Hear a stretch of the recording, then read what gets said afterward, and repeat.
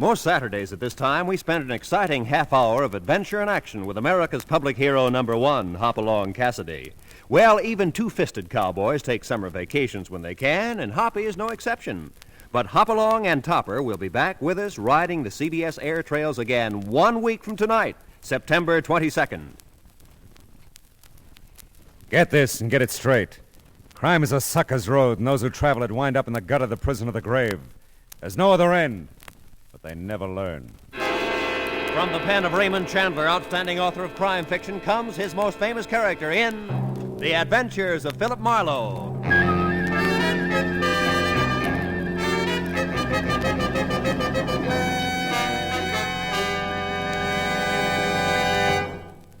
Now, with Gerald Moore, starred as Philip Marlowe, we bring you tonight's exciting story, The Sound and the Unsound.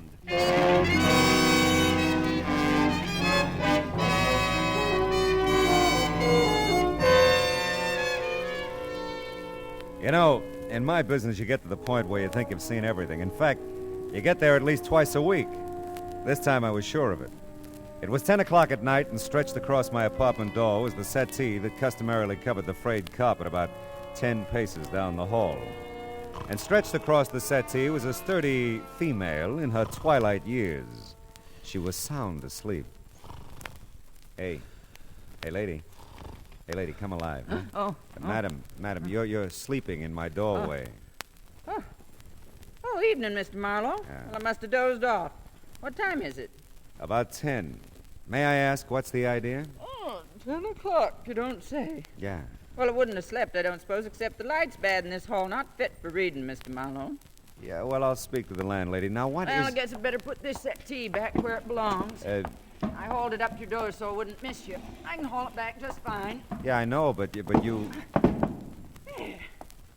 Now then, you remember me, don't you, Mr. Marlowe? Lucille Bellows? Well, Letty Parmley's friend, remember? She introduced me to you one day in the supermarket. We all began to talk. Oh, sure. We had fun, didn't we? Oh, we sure did. Yeah. Oh, by the way, before I forget it, Homer's gone now, you know. Is he really? Mm-hmm. 4 months tomorrow. Thought you'd want to know. Oh, I want to know that, sure. Don't really suppose I'd have to bother you if he was still around, but since he isn't, I just came right to you the moment I couldn't stand it any longer. Yeah, well, I'm glad you did. Might as well go into my apartment and talk about it, huh? Well, now, that's mighty nice of you, but we'd save a lot of time if we'd just drive right over to the court now. That way you'd be there when it happens. Drive over to be there when it happens. I own that nice little bungalow court just off Fountain and Franklin, you know. Won't take us no time to get there if you've got a car. I've got a car. How did you get here? Walked. Do it every evening. Take a nice, brisk constitutional. Keeps an old lady like me in fighting trim. How much do you weigh, Mr. Marlowe? About 190. Why? Bet I can lift you.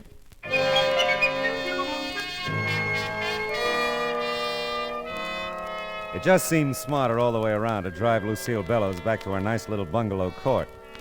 My memory wasn't as vivid as hers. I didn't remember Letty Parmley or our hysterical rendezvous in the supermarket or Homer or even Lucille. But the promise of my usual fee made that unimportant. Of two things I was certain: I'd never forget Lucille again, and she probably could lift me. I was still in the dark about everything else as the two of us entered our bungalow at the far end of the court. It was pure Grand Rapids and spotless. You just take that blue chair, Mr. Marlowe. I think that's the best seat. Leastwise, that's where I'm always sitting when it happens. When what happens? The sounds. Good criminally. Don't tell me I haven't told you about them. Well, you've been so busy telling me about everything else. Yes, but this is important. Ah. You see, for the last few nights, I've been hearing these strange sounds coming from Mr. Rogers' bungalow. That's the one right next door. Well, maybe Mr. Rogers is just a little noisy. Huh? No. Thing is, he isn't even home. Been out of town all week on location. He's one of them grips at the studio. Ah, he lives alone, does he? I should think so. He's a bachelor. I keep thinking him and that Barbara Curtis will get married, but they don't. She comes in every so often, cooks him a nice dinner. Lovely girl, just lovely. He's so handy around the place, you know, always painting and About fixing up the noises, Mrs. Bellows, what do they sound like? Well, sir, they're just downright strange. Sort of a tapping sound. Thought it was the plumbing there at first. Homer used to be good at fixing the plumbing, and I thought about calling him to check it for wait a me. minute, And then just a minute, please. Isn't Homer dead? Did I tell you that? Well, you said he was gone. Oh, well, perfectly logical if you thought so, Mr. Marlowe. Sometimes I tell folks he's dead and gone. Sometimes I tell them he's sicker than a horse and I got him in a sanitarium. But the plain, bald-faced truth is, Homer just up and walked out on me 4 months ago tomorrow. Oh, well, I'm sorry. Well, you know, sometimes I am, too. Most time I'm not, though. But don't think I don't realize I might be imagining these sounds, Mr. Marlowe. I'm getting along in years, and it's just as possible it can be... There she goes. What do you make of that? I don't know. Sounds like someone's tapping along the wall. You've got a pass key, I suppose? Sure, I'll wear it right around my neck. Good. Come on, let's go. By George, I wouldn't miss this for the world. You better give me the key. We don't know what we'll run into. Just put me out of your mind, Mr. Marlowe. I'm safe as here as anywhere. Okay, watch it, though. I think I saw a light in the back. I'm not sure. I'll get the light switch. All right. No one in the living room, anyway. That you, Barbara? Great Scots, that's you, Mr. Rogers? Oh, Mrs. Bellows. Hello. Thought you was away on location. Well, I just got in town a few minutes ago. Boss needed something for the company. He sent me in to get it. Well, sakes alive. Well, I'm that embarrassed at barging in on you this way. Oh, this is Mr. Marlowe, Mr. Clinton Rogers. How do you do? Well, Marlowe? I don't blame you for looking confused the way you do, Mr. Rogers. I might just as well face up to it. For the last few nights, I've been hearing some pretty strange tapping sounds coming out of your place here. And I made up my mind I'd call my old friend Mr. Marlowe here to investigate 'em for me. Oh, I see. Say, Well- you don't look too good, Mr. Rogers. Oh, I'm fine. Well, we've been working pretty hard. I'm just tired, that's all. Well, you see, we heard those tapping sounds a while ago, Mr. Rogers, and then a duller, heavier sound just before we came over. And I must say, we didn't hear you come home, Mr. Rogers. Well, I came in the back way. The sounds you heard, Mr. Marlowe, I must have made them. I guess I dropped my suitcases pretty hard. I'm tired, like I said. I hope it didn't bother you. Yeah, but what about the tapping along the wall? I can't imagine what that could have been. I didn't hear it. Mrs. Bellows? Why, Mr. Larry, what on earth? The door was open. I saw you in there. I must speak with you, Mrs. Bellows. Well, I simply must speak with you. Well, all right, Mr. Larry. We sure were just thinking of you, Mr. Rogers, when we blew in here unannounced, you know. Sure, I know, Mrs. Bellows, and thanks. Don't mention it. I'll be in my bungalow if you want me, Mr. Marlowe. That's fine, Mrs. Bellows. Well, do you think we ought to take a look around, Rogers? No, I don't think so, Mr. Marlowe. Mrs. Bellows could have imagined all those noises, you know. Yeah, she could, but I couldn't. Anyone else got a key to your place here? Why, Barbara Curtis, for instance? Mrs. Bellows told you. Huh? Yeah. No, but Barbara knows where I keep the extra key outside. But as far as I know, she's out of town, too. By the way, what studio are you with? Imperial. Uh-huh. Look, Mr. Marlowe, I'm really pretty tired. There's nothing wrong here, I'm sure, So it's okay with you if I leave now, huh? Well, I just... It's all right, Rogers. Oh, by the way, Mrs. Bellows tells me you're a pretty handy guy around the house, painting, keeping things fixed up, all that. Yeah, I guess I am. Why? Well, you just probably haven't had time to fix that crack in the plaster there running up from the hall closet. Why, no, I haven't. I'll have to get to that soon, too. Mm-hmm. It's been nice seeing you, Mr. Rogers. Yeah, same here. You plan to stay in town? Oh, sure. I'll be in town. All night.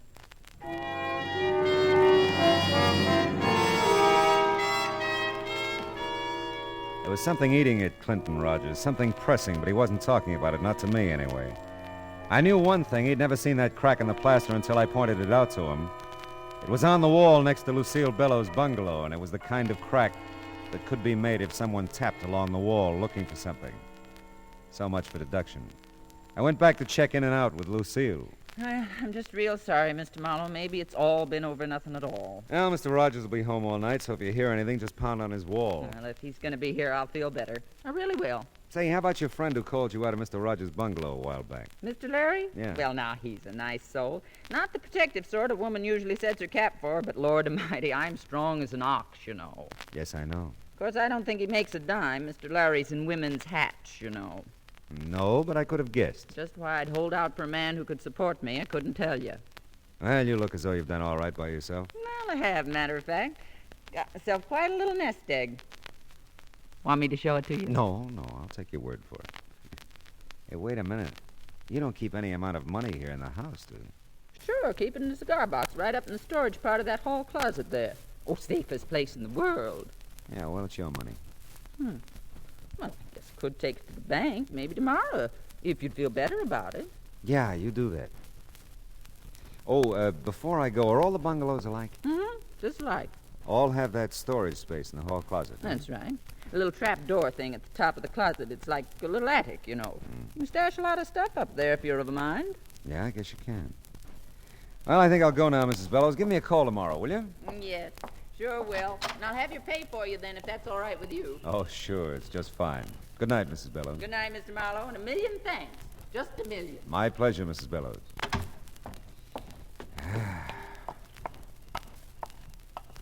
Oh, Mr. Marlowe. Oh, Mr. Larry, isn't it? Oh, yes, it is. I know who you are. I mean, the Philip Marlowe and all that. And all that. Well, that's good. Now we know each other, huh? I've really become quite chilled waiting for you to come from Lucille's. Is that what you've waited to tell me?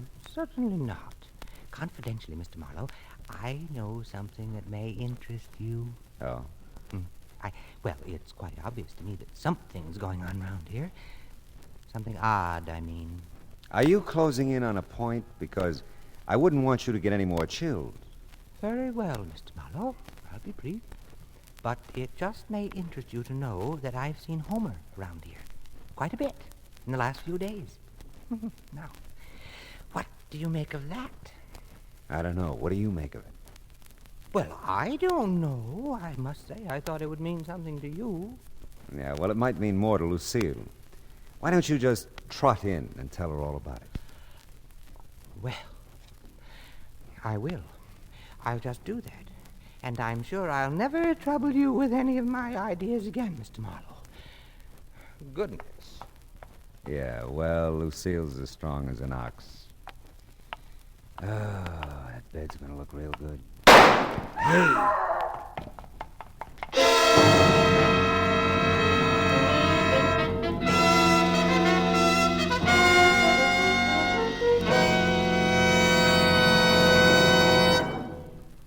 In just a moment, we'll return to the second act of Philip Marlowe. But first, CBS Radio puts out the welcome mat for three of its greatest stars tomorrow night. Jack Benny and his gang start the new season. My Friend Irma becomes a regular Sunday feature on CBS Radio, and Tony Martin will rejoin Joe Stafford on the Contented Hour. Be listening for Tony and Irma on most of these same stations, and Jack over them all. More than ever before, CBS Radio is the star's address. And now with our star, Gerald Moore, the second act of Philip Marlowe, and tonight's story, The Sound and the Unsound.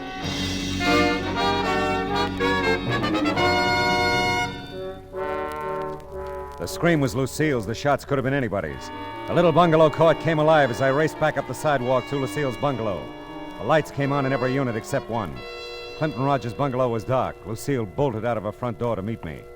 Oh, Mr. Marlowe, thank the good Lord you heard me. Where'd the shot come from? Mr. Rogers' bungalow. Here, take my key. Ah. I've got to tend to Mr. Larry. What's with him? Fainted dead away when he heard the shot. Oh. I'll come in as soon as Mr. Larry comes to. Okay.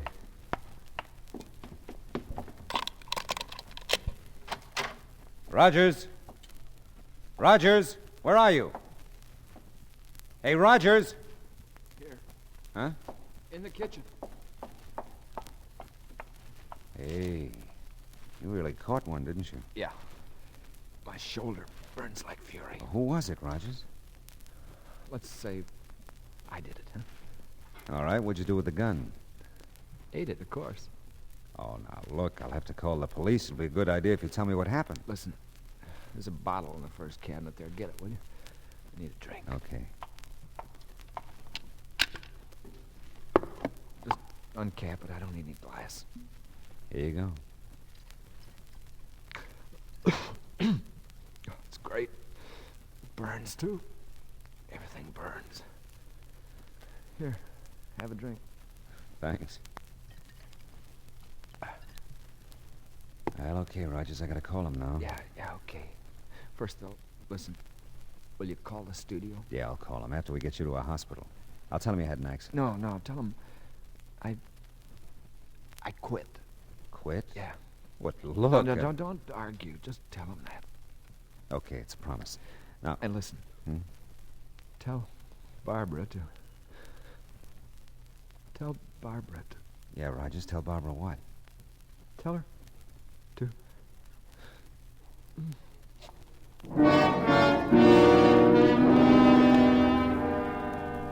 I called the emergency hospital in Hollywood, and their ambulance was there in no time.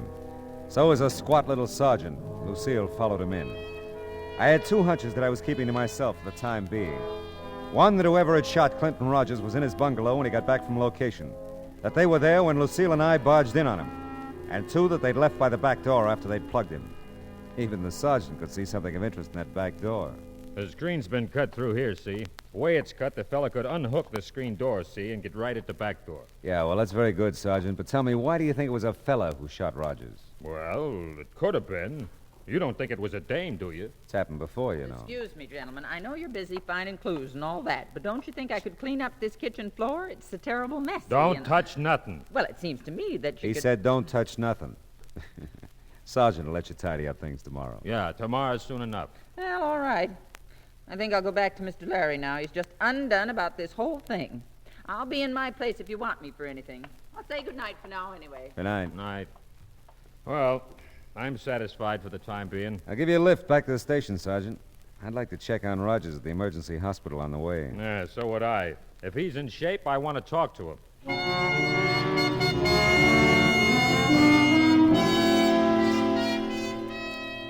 The news from the emergency hospital wasn't too good. They'd taken a slug out of Rogers' shoulder at 38. He'd lost a lot of blood and was still out. I left Rogers' phone number as the place I could be reached if his condition changed. And before I left, I checked the city directory, which made my next stop a very interesting one.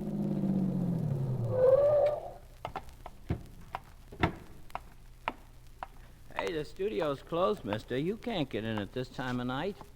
Are you Homer Bellows? That's right, and I'm the night watchman here. Why? Well, Clinton Rogers works here at Imperial, too, doesn't he? Uh-huh. But he ain't here. He's in a company that's out on location. Leastwise, I think they're still out. You a friend of his, Homer? Well, you might say so. I know him. You used to live next door to him, didn't you? Yep, I did. Hey, who are you, anyway? Well, I'm a guy who wants to know what you've been doing around Rogers' bungalow recently. Rogers' bungalow? Yeah. Been doing nothing, except passing it on my way to my wife's. What infernal business is it of yours? Well, none, really, but I'm a friend of your wife's, Homer, and Oh, you are you? Well, if you're such a friend of hers, why don't you ask her what I've been doing around there? Does she know? Does she know? I've been asking her for a divorce since you're so nosy. I want to marry me someone else. Oh, won't she give it to you? Oh, she's agreeable to the divorce, all right. Thing that's holding her up is a settlement. Oh, settlement. Yep. You see, I lived with that one almost 40 years. I think that entitles me to a nice little wad of her money. Lucille, don't see it that way. Yeah, well, some women have next to no understanding about things like that. But my visit with Homer served its purpose. I went back to Rogers' bungalow in case the call should come from the emergency hospital. And this time I wanted a good look at that crack on the wall, the storage compartment in the hall closet. I'd kept Lucille's passkey, and this time I didn't bother with the lights. I used the flashlight from my car because I was pretty sure whoever had shot Rogers hadn't found what they were looking for. I just opened the hall closet door when I'd heard it. Someone was unlocking the front door. I moved quickly behind a big chair in the living room. Just tiptoe, Bud. We've got to be quiet. Yeah. But what about lights? We'll try to make the flashlight do. Okay. But I still don't think this much of an idea. Oh, I was afraid to come alone, Bud. And I've got to find it before Clint comes back. You could just take my word for it, you know. You wouldn't have to be here at all. I've told you. I can't believe what you've said. I've got to find out for myself. Maybe you'll be sorry if you find out. Maybe so. But at least I'll know then. That little storage place here in the closet is the only place I haven't looked. Do you think this will be enough light? Yeah. But how'll I get up there? I can't reach that door from here. Oh, well, wait. I'll get the stool from the kitchen. I'll get it. No, I've got the flashlight, Bud. Oh, good heavens, Bud. Here in the kitchen. It's blood. Yeah. Sure is. Who's that? Hey, Don't reach for anything, Bud. You're covered. What's happened to Clint?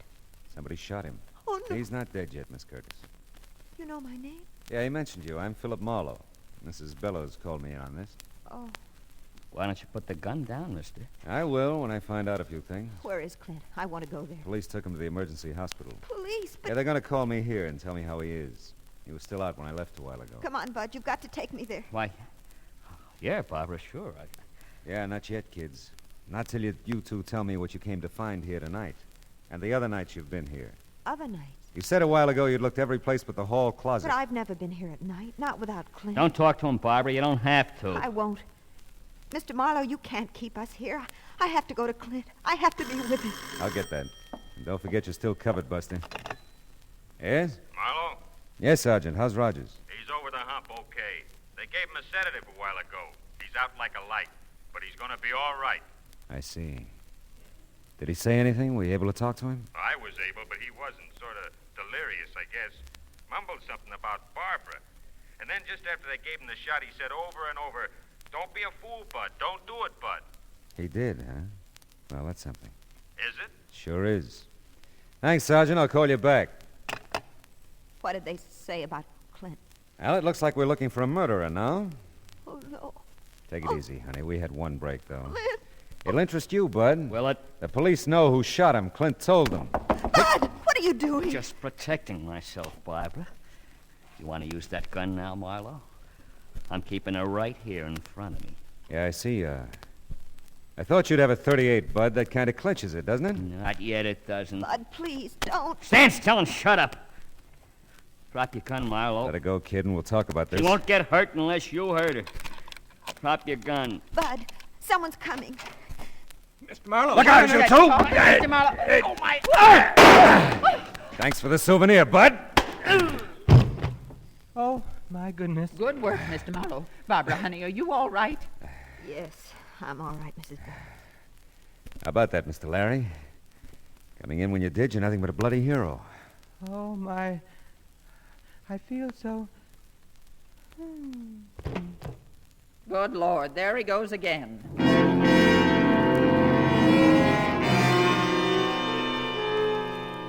Lucille was a past master at reviving him by now. She hauled him sack-style over to the couch while I told Barbara her Clint was going to be okay. I kept Bud immobilized until the squat little sergeant arrived with a squad car. They hauled him away. I dug the .38 slug out of the plaster and gave it to the sergeant. When the show was over, Mr. Larry obligingly snapped to. You feel like walking, Mr. Larry? I could carry you to your bungalow, you know. Oh, mercy, no, Lucille. I'll walk. If you'll just let me use your arm for support. You're just welcome to it, I'm sure. Can I help? Well, no, thanks so much, Mr. Marlowe. We'll manage. You give Mr. Rogers my best, Barbara. I will. I'll be glad to. You know, Lucille, I'm beginning to see the value in the love and protection of a strong woman. How about that? She'd be good for him, too. Yeah. Now, look, honey, what's this all about? You've been looking for something, so has Bud, apparently. Clint got himself shot because of it. Now, what is it? Bud said it was money, that Clint had some hidden here in the house. Oh? I didn't believe it. Still, there was something between Clint and me. Something he wouldn't tell me. Whatever it was, it's kept us from getting married. What was Bud's story? Well, you see, Bud's known Clint a long time. He just came out here a couple of months ago from Ohio. Clint didn't seem to want us to get acquainted, Bud and me. It wasn't jealousy. It was something else I couldn't understand. Mm-hmm. Last week, Bud told me that Clint had robbed some store back east, that he'd been caught and served some time. But they'd never found the money, and that Clint somehow escaped from prison, came out here, and brought the money with him. Well, that could be. Clint caught Bud looking for something here tonight. By the way, where'd you run into Bud tonight? Oh, just about a block or two from here at the corner. I was driving home from a movie. Decided to come up here for one more look before Clint got home. I insisted that Bud come with me. He didn't want to. Now, let's see what we can find. No one's opened that little trap door in the hall closet yet. Maybe that's got all the answers.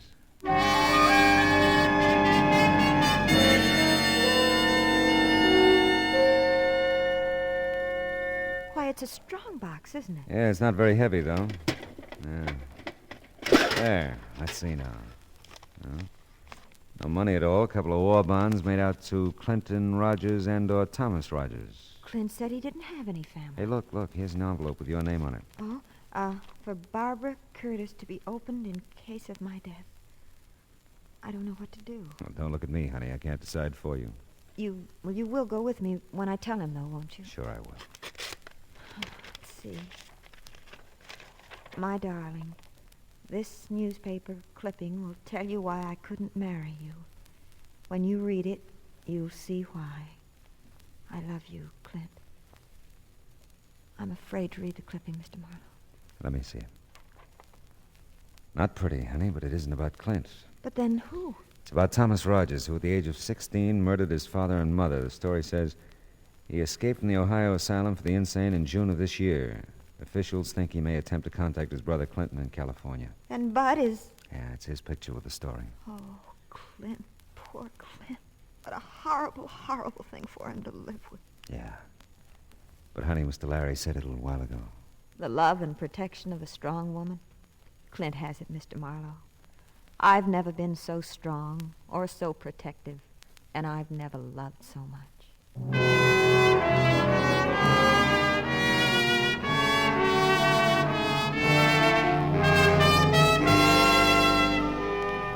It was almost dawn now.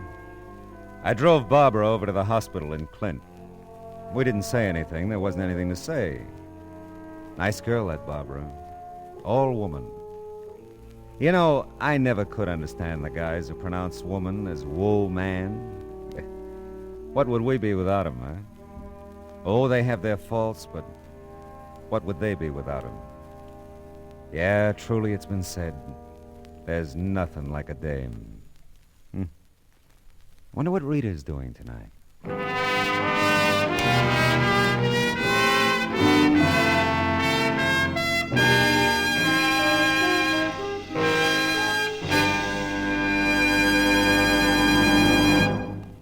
The Adventures of Philip Marlowe, bringing you Raymond Chandler's most famous character, starring Gerald Moore, was produced and directed by Cliff Howell and written for radio by Kathleen Height. The cast included D.J. Thompson, Olin Soule, Ted Osborne, Frank Gerstle, Arthur Q. Bryan, Shirley Mitchell, and William Tracy. Gerald Moore may currently be seen in the Santana production Sirocco. The special music for Philip Marlowe is composed by Pierre Garrigank and conducted by Wilbur Hatch. Now, here again is the star of our show, Gerald Moore. Thanks, Roy. Ladies and gentlemen, boys and girls, tonight's broadcast concludes our current series of the Adventures of Philip Marlowe. I understand it won't be very long until we meet again. So until we do, we won't say goodbye, but just so long. See you soon. I still wonder what Rita's doing tonight.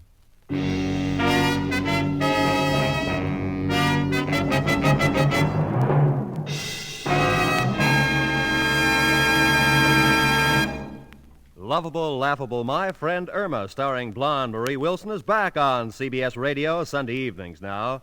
She'll move in tomorrow night at most of these same CBS radio stations, bringing her skeptical roommate, Jane, her permanently jobless boyfriend, Al, Professor Kropotkin, and all the others.